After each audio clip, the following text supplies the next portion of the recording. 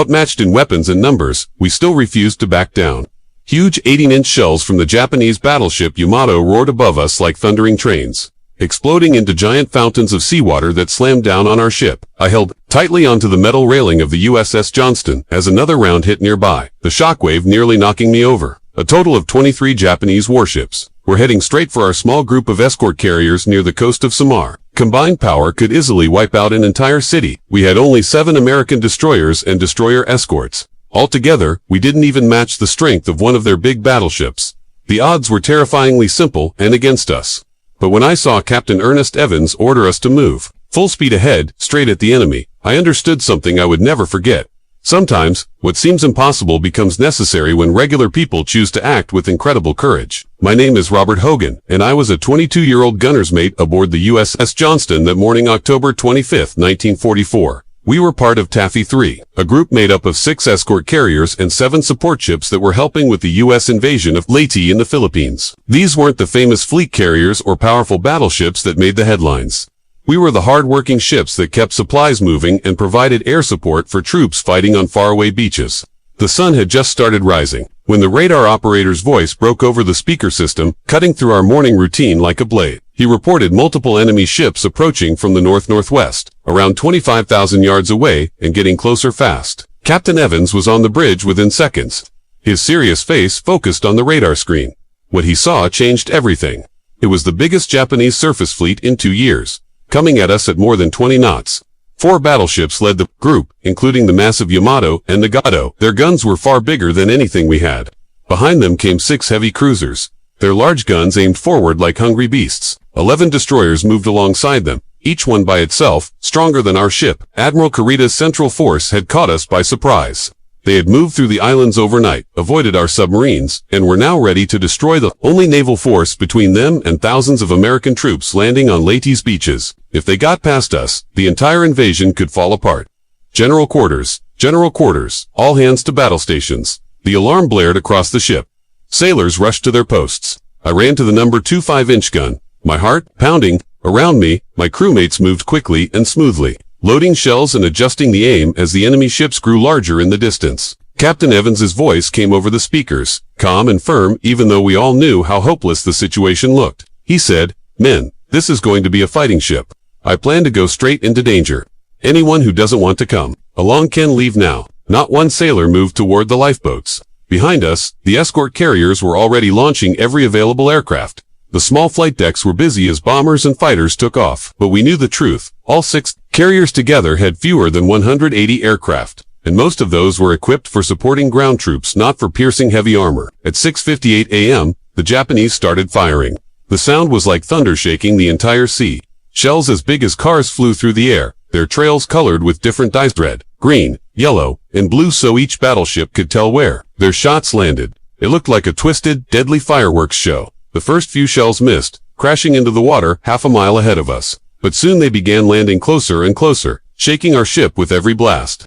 Then Captain Evans made a decision that would shape the entire battle. Instead of turning away or retreating, he gave the order to attack. All ahead, flank speed, turn right, full, we're going in. The Johnston surged forward, our 4 boilers working at full power. Thick smoke poured from our stacks as we sped toward a Japanese heavy cruiser 3 times our size. Behind us, the destroyer Hull and destroyer escort Samuel B. Roberts followed. Their captains made the same impossible choice to charge into certain danger rather than abandon the carriers they were assigned to protect. Range 8,000 yards. In closing, the fire control officer called out, "Target bearing 045.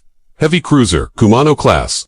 Start firing," Evans ordered. Our 5-inch guns roared to life, sending armor-piercing shells toward the enemy at nearly 3,000 feet per second. The Japanese cruiser fired back right away, its 8-inch guns lighting up the dawn. The difference between their shells and ours was huge. Ours weighed 54 pounds each, while theirs were over 250 pounds. But we had some advantages. Our ship was smaller and harder to hit, and our radar-guided fire was more accurate than anything they had. Within minutes, we landed solid hits on the heavy cruiser Kumano, setting fires and damaging its upper decks. The battle had begun, and there was no turning back. For the next 20 minutes, the quiet waters near Samar turned into a scene of chaos. The Johnston darted through the enemy ships like a small dog attacking a pack of wolves, our guns firing non-stop. We shot so fast, the paint on the gun barrels started peeling.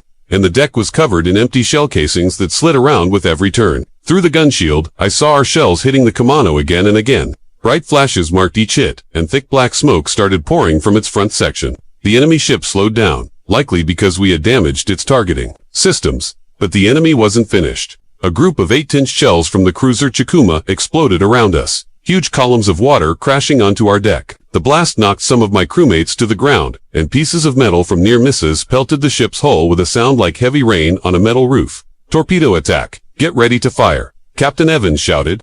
Lieutenant Commander Robert Hogan, our torpedo officer, no relation to me, aimed his launch tubes at the at less than 10,000 yards. It was almost impossible to miss. But we had to hold a straight course for a few seconds while enemy shells rained down. Fire 1. Fire 2. One by one. Our 10 Mark 15 torpedoes launched, leaving white trails behind as they raced toward the target. Each one carried over 600 pounds of explosives, enough to break a cruiser in half if it hit the right spot.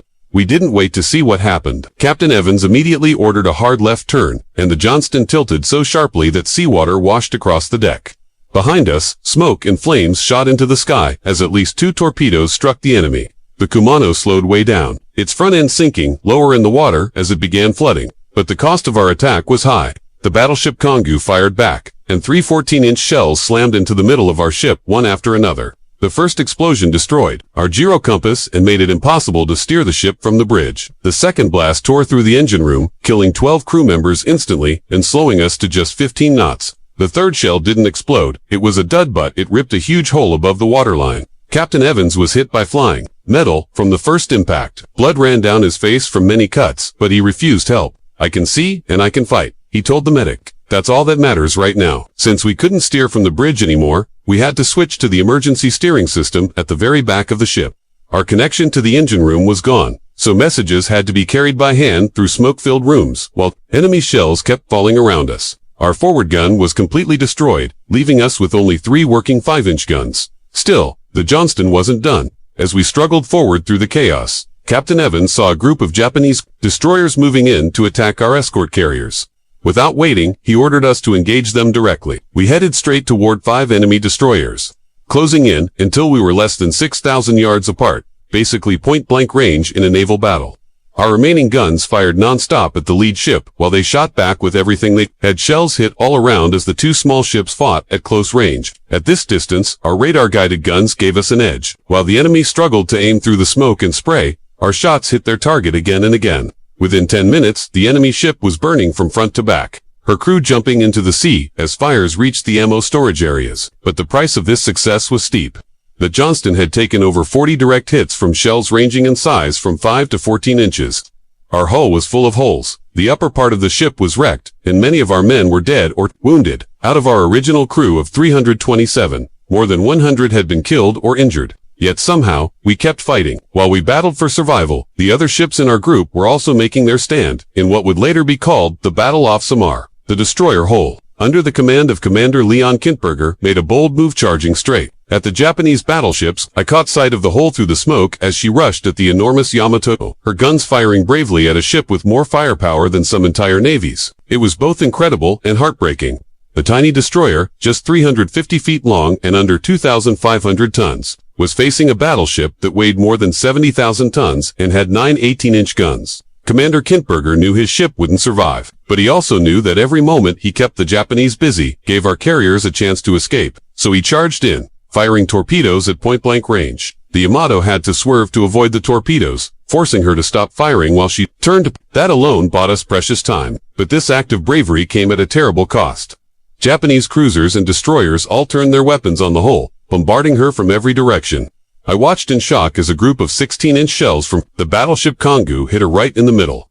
The ship almost vanished in a huge column of smoke and flames. When the smoke cleared, she was badly tilted, her sides torn apart like paper. But somehow, her remaining guns were still firing. Commander Kintberger kept the fight going for another hour, even though the ship had no power or steering, and water was flooding through dozens of holes. The crew worked the guns by hand, aiming and firing at anything they could reach. Their bravery was so powerful that even the enemy later respected them for it. At last, overwhelmed by damage, the hull rolled over and sank, taking 253 of her 327 crew with her, but her sacrifice wasn't for nothing. Because of her stand, 2 of our escort carriers managed to escape, saving thousands of men. An even more amazing story came from the destroyer escort, Samuel B. Roberts, lovingly called the Sammy B by her crew. Under Lieutenant Commander Robert Copeland, this small ship, technically not even a full destroyer, charged into the fight against Japanese heavy cruisers with a level of courage few could believe. The Sammy B was the smallest ship in our group, 1,350 tons, and with just two 5-inch guns. There was no logical reason for her to fight ships 10 times her size, but logic didn't matter that day. Commander Copeland brought the Sammy B to within 4,000 yards of the heavy cruiser Chikuma before firing. At that distance, nearly every shot hit. The little ship's fast-firing guns sent a steady line of shells along the enemy ship's deck. The Japanese were clearly caught off guard by such an aggressive attack from such a tiny ship. The Sammy B also had 3 torpedo tubes, and Copeland intended to use them. He held his course until they were close enough, then fired all 3 torpedoes. At least one hit, blowing a massive hole in the Chikuma side and causing her to lean badly to one side. But like the Johnston and Hull, the Sammy B couldn't last forever. Japanese cruisers and destroyers focused their fire on her, hitting her from several angles. A 14-inch shell from the battleship Kongu broke her spine, and she started sinking from the back. Still, Commander Copeland kept his guns firing. The forward gun shot until water flooded its breech. The crew passed shells by hand to the rear gun until the ship tilted too much to keep going. When the Sammy B finally rolled over and went under, she had fought non-stop for over 2 hours against forces that should have destroyed her in minutes. Out of 224 men, 89 were killed, but the survivors were saved by nearby ships. More importantly, the bravery of the Sammy B, along with the Johnston and Hull, had achieved what no one thought possible. They had stopped the Japanese attack. As the morning went on, what had seemed impossible started to become real. The constant attacks from our small ships, combined with airstrikes from the escort carriers, began to seriously weaken the Japanese fleet. More than that, our relentless charge had thrown Admiral Kurita's plans into disarray. He had expected to quickly wipe out our small group and then calmly destroy the escort carriers. Instead, his powerful fleet was scattered across miles of ocean, ships breaking formation and trying to avoid torpedoes. His carefully organized plan had fallen apart. The heavy cruiser Suzuya was set on fire by repeated hits and had to pull out of the battle. The Kumano was badly damaged by torpedoes and could barely steer. 2 Japanese destroyers were sunk outright, and others were hit and slowed down. Even more important, several of their big ships had their fire control systems knocked out. The battleship Haruna couldn't aim properly for a while after being hit by a 5-inch shell from the Johnston. The cruiser Tone had similar problems and had to slow down her rate of fire while being repaired. But maybe the most important thing wasn't physical, it was psychological. Seeing such fierce resistance from ships he thought would be easy targets made Admiral Kurita begin to doubt what he was facing. He started to worry that maybe a much larger American fleet was waiting just out of sight. The idea of walking into a trap started to affect his decisions. Meanwhile, our escort carriers were still under attack, trying to survive. Planes from their decks were joining the battle, even while shells landed nearby. The carrier Gambir Bay was being hit by enemy cruiser fire, her flight deck full of holes and her hull damaged by fragments. The planes from our 6 small carriers, fewer than 180 in all, filled the sky and dove toward the enemy ships like a swarm of furious bees. Most of these aircraft were armed with bombs and rockets meant for land battles, not for taking down giant warships. Still, the pilots attacked with incredible bravery, diving over and over again at the Japanese fleet, even when their weapons couldn't do much. Some, out of ammo, made fake attack runs just to throw off enemy gunners and mess up their aim. Others flew straight at Japanese ships, pretending to crash into them, forcing them to swerve at the last moment. A few, completely out of bombs or torpedoes, actually fired their small machine guns at the mighty Yamato, knowing it would do no real damage, but doing it anyway. All these attacks, added to the non-stop fight from our ships, began to break down the Japanese fleet. Admiral Kurita's ships were spread across a wide area, many of them damaged. And the surprise that had once given him an edge was now gone. Then, just when it looked like we couldn't hold out much longer, the unthinkable happened. At 9:11 a.m., Admiral Kurita gave the order to retreat. His fleet, the strongest Japan had sent out in 2 years, had been only 30 minutes away from total victory. But instead of finishing us off, they turned and sailed away from the American invasion force. For years afterward, people would debate why Kurita made that call. He later said he believed he was facing a much bigger U.S. fleet than was actually there, and feared losing his ships for too little in return. He may have also heard incorrect reports that more powerful American carriers were coming in from other directions, even though they were still far away. Whatever his reasons, his choice to withdraw ended what became one of the most desperate sea battles in American history. In that fight, just 7 American warships stood in the way of 4 Japanese battleships, 6 heavy cruisers, and 11 destroyers. The cost was heartbreaking. The destroyers Johnston and Hull were sunk. along with the destroyer, escort Samuel B. Roberts, and the escort carrier Gambier Bay. More than 1,500 American sailors and pilots were killed or injured. But we had won. The Japanese force that had been sent to wipe out our troops, landing on Leyte, never reached them.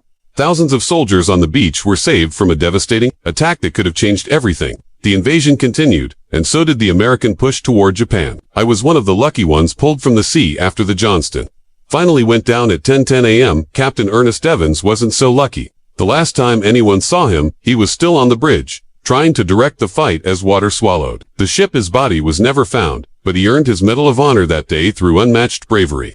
Out of the Johnston's crew of 327, only 141 survived. We clung to rafts and floating wreckage for hours, watching smoke rise from the damaged Japanese ships far off in the distance. Many of those who died were just kids, even younger than my volunteers who gave everything in a fight they could never have imagined. It took time to understand what we had really done. Intelligence later confirmed that we had gone up against the biggest Japanese fleet since the start of the war. 4 battleships, including Yamato with its 18-inch guns, 6 heavy cruisers with massive firepower, and 11 destroyers. That enemy force weighed more than 300,000 tons and carried over 200 large-caliber guns. In contrast, our little group had 6 escort carriers with 180 planes, 3 destroyers, and 4 destroyer escorts, a surface force of less than 25,000 tons, with just 35-inch guns between us. By any normal standard, we should have been destroyed within half an hour. But war doesn't always follow logic, and courage can't be measured in steel or firepower. On that day, at Samar, American sailors, pilots, and Marines proved that courage and sacrifice can push back even the strongest enemy. They showed that when American troops are backed into a corner and their mission is on the line, they'll never give up no matter the cost.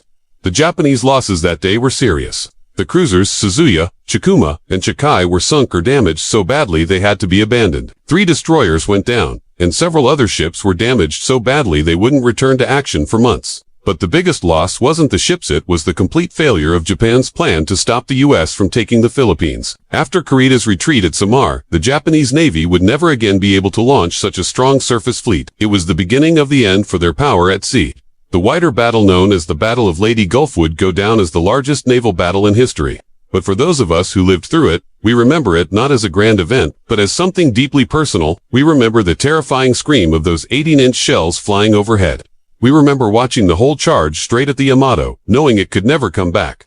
We remember Commander Copeland bringing the tiny Samuel B. Roberts right up close to giant cruisers that were 10 times her size. Most of all, we remember those who didn't survive. There were brave sailors like Gunner's Mate 3rd Class Paul Henry Carr from the Samuel B. Roberts, who kept loading and firing his gun even after being fatally wounded, dying with a shell in his hands, still doing his job. Or pilots like Lieutenant Commander Edward Huxtable, who flew his damaged plane straight into a Japanese ship after his controls were destroyed, giving his life to land one last blow that may have saved his fellow sailors. These men and many others died far from home, in waters most Americans couldn't even point to on a map. They died for an invasion they never saw, protecting troops they never met, and helping win a victory they wouldn't live to celebrate. But their sacrifice meant that American forces could keep moving across the Pacific. Their actions helped push Japan back and bring the war closer to its end, not with a compromise, but with a clear victory. The battle off Samar lasted less than 3 hours, but its effects were felt long afterward. It proved that American service members, when well-oiled and determined, could win even when they weren't supposed to.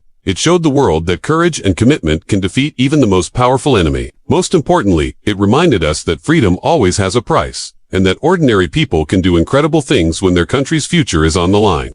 As I write these words, more than 70 years later, I'm one of the few who still remembers that morning off Samar. Most of the others are gone now, not to battle, but to time. Still, their memory stays alive through the stories we share and the lessons we carry. They remind us that freedom isn't free, that victory, it is never certain, and that sometimes, the impossible becomes reality when brave people choose to stand their ground. The Johnston, Holt, and Samuel B. Roberts were called tin cans in the Navy's small ships with little armor. Easy targets for big guns, but fast and able to strike hard. On October 25, 1944, those 3 tin cans and their brave crews proved that it's not steel or firepower that makes a warship strong. It's the courage of the people aboard, willing to head into battle, knowing they might never return, but choosing to fight anyway to protect their shipmates and serve their country's cause. That morning, though outgunned and outnumbered, they charged forward into history, and against all odds, they won. Their story reminds us that even in our darkest hours, when defeat seems certain and hope is fading, the American spirit can still achieve the impossible. It's a lesson worth remembering Anne, a sacrifice that must never be forgotten.